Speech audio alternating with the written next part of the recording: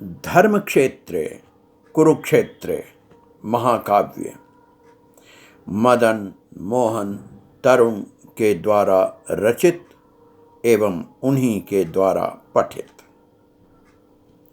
भाग 21 अक्षय पात्र।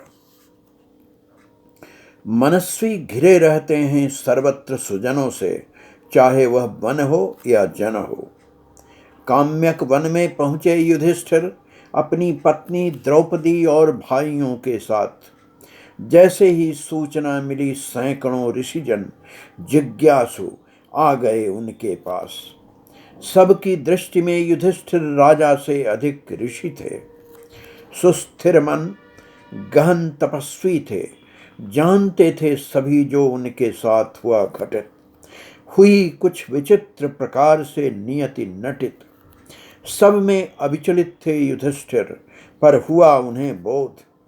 जन्मे हो या विजन में, आवश्यक है अन्य अभ्यागतों के स्वागतार्थ।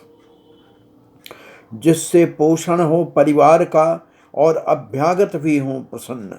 समझकर उनके मन की शौनक जी ने कहा, राजन, आते रहते हैं सबके जीवन में प्रतिदिन शोक संताप के कारण अनेक। संपत्ति का नाश, अन्न जन और वस्त्र का अभाव। राजन, 4 कारण हैं शारीरिक संताप के: रोग, दुखद वस्तु का स्पर्श, अति श्रम और वांछित की अप्राप्ति। यही परिवर्तित हो जाते हैं अनेकों मनोविकारों में और समय समय पर होते हैं प्रत्यक्ष। तृष्णा का नहीं होता अंत, वह बुढ़ापे में भी नहीं होती वृद्ध। चलती है अंतिम यात्रा के पलों तक साथ। मनुष्य की संपन्नता के साथ भी उसे घेरे रहते हैं अनेकों भय। छीन न ले राजा, आ न जाए जल या अग्नि की आपदा, चुरा न ले जाए चोर।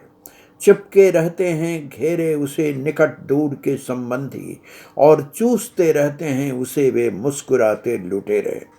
कामना करते हैं नित्य प्रति कि मरे कि हम ले देकर चलें। जैसे मांस को आकाश में पक्षी, पृथ्वी पर पशु और जल में खा जाते हैं जलचर, वैसे ही संपत्ति भी है नाशवान। इस सत्य से सुपरिचित रहते हैं समस्त ज्ञानवान। नहीं करते जो चला गया उसके लिए शोक। जैसे लोहे में प्रविष्ट अग्नि लोहे को भी राख बना देती है, ईंधन की अपनी ही आग उसे राख बना देती है, वैसे ही जो भी दृश्य है जहाँ चारों ओर, उसमें समाहित है उसके निज के समापन का स्रोत।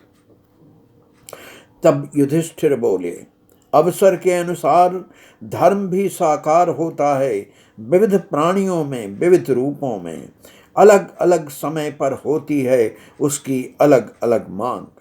सन्यासी का धर्म कर्म भिन्न होता है गृहस्थ से। कहीं कुछ प्राप्य है तप से, कहीं श्रम से। महात्मन, पांडववासी गृहस्थ हूँ मैं। परिवार के साथ अतिथियों को कुश का आसन देना, मीठी बातों से उनका स्वागत करना, जल से अन्न से करना उन्हें तृप्त हो। यदि संकट कोई और तो करना उसका निवारण हमारा कर्तव्य। सुनकर प्रसन्न हुए ऋषि शौनक। बोले, धौम्य राजन, जब सृष्टि का हो गया निर्माण, समस्त चल अचल प्राणियों के साथ उसी के साथ उत्पन्न हुए भूख प्यास।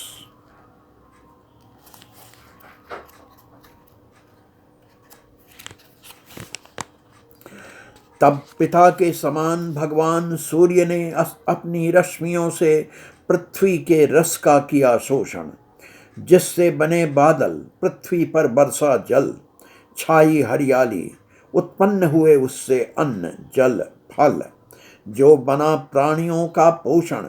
राजन, आप करें भुवन भास्कर को प्रसन्न, वही हैं दृष्टि के सृष्टि के पालक। इसी से होगा आपकी समस्याओं का समाधान। तत्पश्चात लौट गए समस्त ऋषिगण, प्राप्त कर युधिष्ठिर का विनत सम्मान।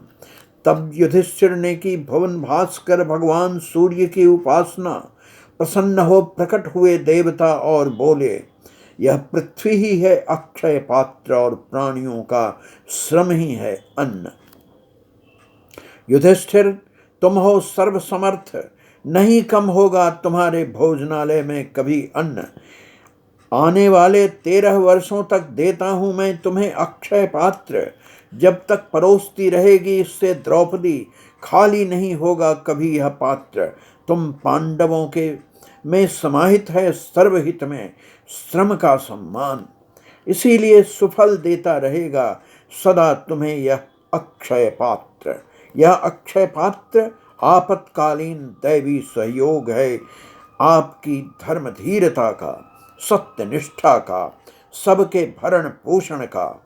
आज से 13 वर्ष बाद फिर से होगा आपका भाग्योदय, किंतु वह होगा धर्म के पक्ष में रक्त रंजित प्रभात। कहकर अपनी ही रश्मियों में लीन हो गए जगत जीवन भुवन भास्कर, जानते हुए भी कि टाला नहीं जा सकता भयावह भविष्य। युधिष्ठिर हो गए उदास।